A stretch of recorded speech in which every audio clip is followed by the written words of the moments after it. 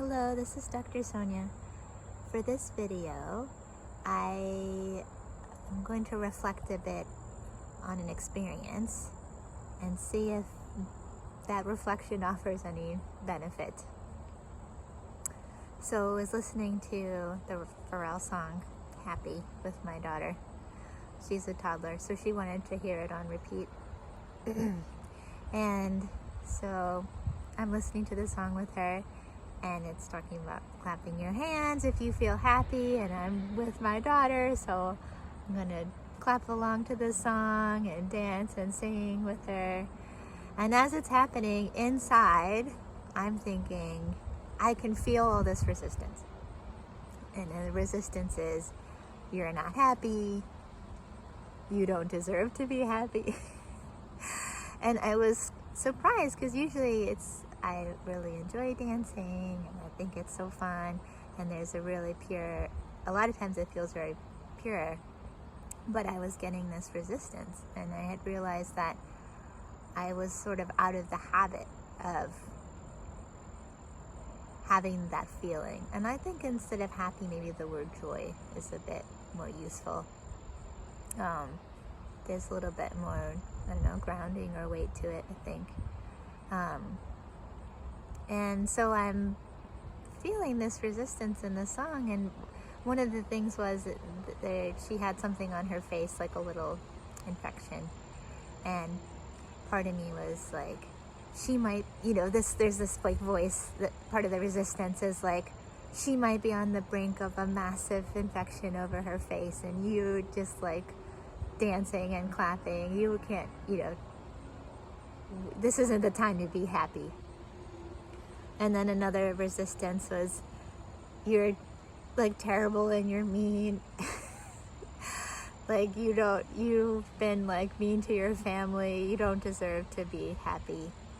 And so it's just an interesting experience to notice that was there. And it had kind of been that I was in more of states that were stressed or worried or anxious or angry, that I had spent so much more time in those states that the feeling of just sort of a more pure, joyful, dancing, singing time was actually, there was resistance that was coming up to it.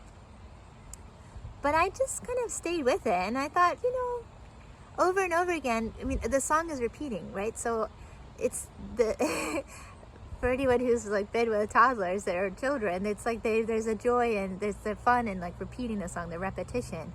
And so I'm kind of getting several waves of practice of doing this song, of essentially being like, this time I'm going to feel into it, and I'm going to work. I want to feel genuine joy. I want to allow it during the song, no matter what it is. No matter what other kind of voices might be saying it's not deserved or it's not appropriate or whatever. I'm just going to feel joy with the song. Because if I'm going to sing about being happy and clapping my hands, wouldn't it be so nice to actually feel that way as well? And so I did that. And so over the course of repetitions of the songs, I kind of felt into the joy more and more in sort of a real and conscious, like genuine way of feeling the joy. And then later that week, I checked my email, and I see that we just moved, and I was looking for a school for my daughter, and there were wait lists everywhere, no openings, she can't get in anywhere. And then I get this email, and the email says, in my favorite school, the one that I was the most, I thought was the coolest or the most interesting, they say that there's a spot for her, and like immediately. And I actually feel like joy from that. I get email, and I felt, like it was not just relief, like I felt really happy, like, this thing opened up. And then I was like, wow, isn't that so fascinating that I spent time earlier in the week focusing on feeling joy, and then something happened that brought a more kind of, I would say, like genuine, like kind of spontaneous joy, as opposed to me like feeling into it. It was just a spontaneous, like, oh, I feel joy with that. And then I was like, oh my goodness, I think this is part of the key. That it's actually a muscle to use.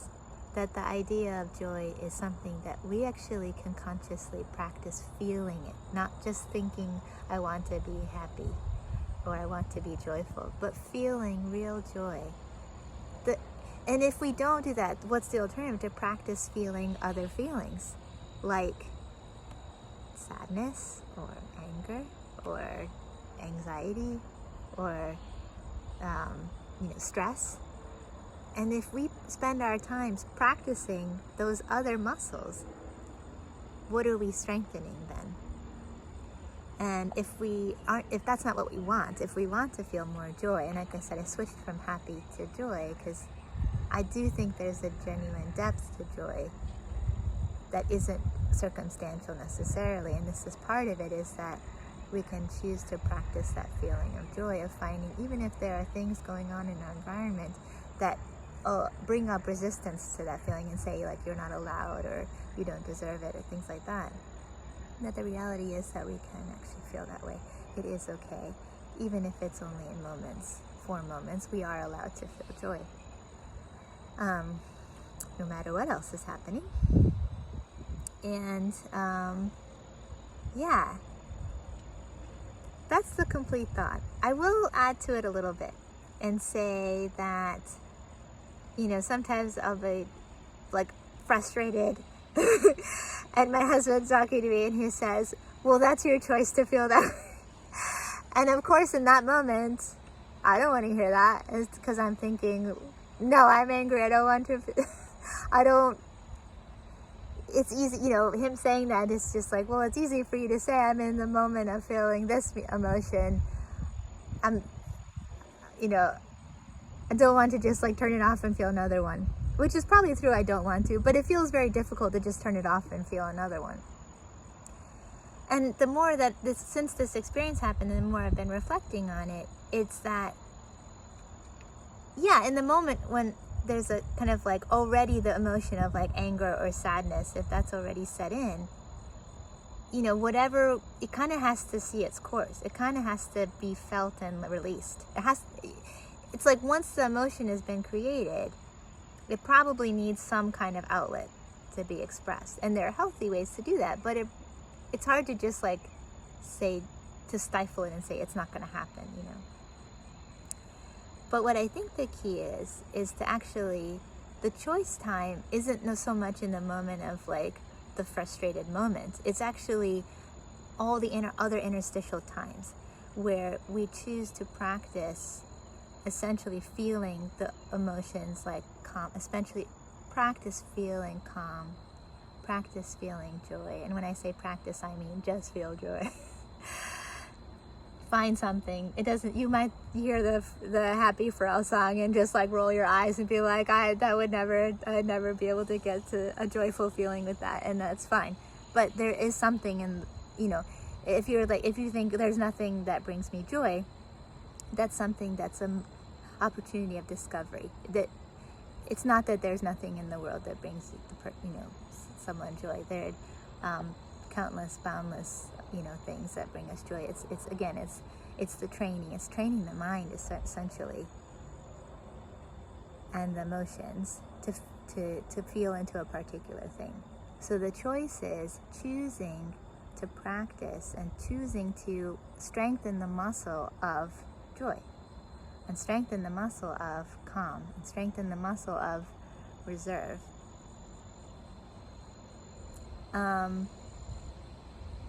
So that those are the things that we feel more, and then I think we actually have things open up in our life that way too, because those are kind of like opening states.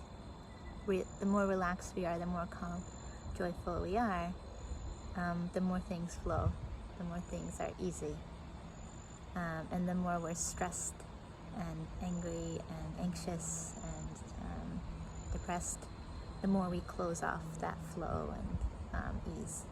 and so then we have to kind of then it's way more work. It's much harder work. Okay, so that's the thought for that, the reflection for that. Hope it's useful. Okay, bye bye.